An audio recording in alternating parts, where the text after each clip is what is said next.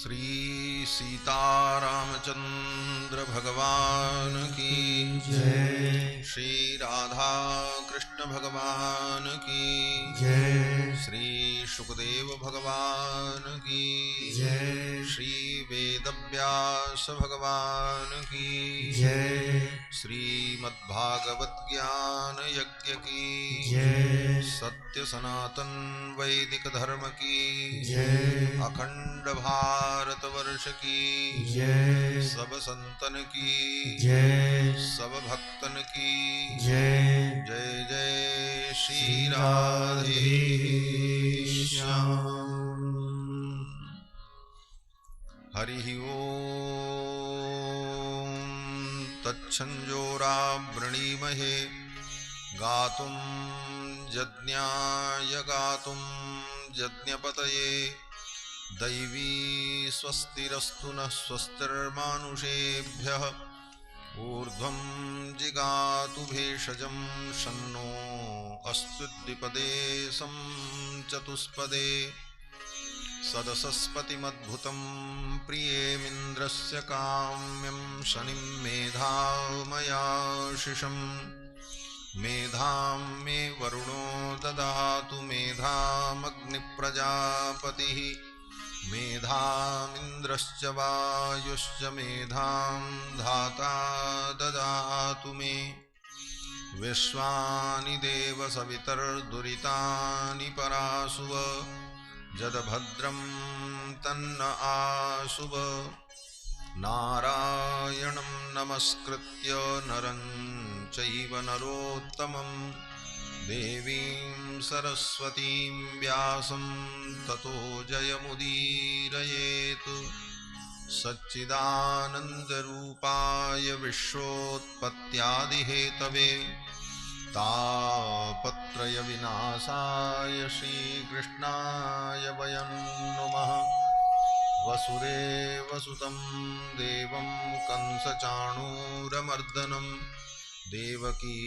परमानन्दं कृष्णं वन्दे जगद्गुरुं कृष्णाय वासुदेवाय हरये परमात्मने प्रणतक्लेशनाशाय गोविन्दाय नमो नमः जन्माद्यस्य यतोऽन्वयादितरतश्चार्थेष्वभिज्ञस्वराट् तेने ब्रह्महृदाय आदिकवये मुह्यन्ति यत्सूरयः तेजो वारिमृदां यथा विनिमयो यत्र त्रिसर्गो मृषा धाम्ना स्वेन सदा निरस्तकुहकं सत्यं परं धीमहि निगमकल्पतरोर्गलितं फलं शुकमुखादमृतद्रवसंयुतं पिबत भागवतं रसमालयं मुहुरहो रसिकाः भुवि भावुकाः यं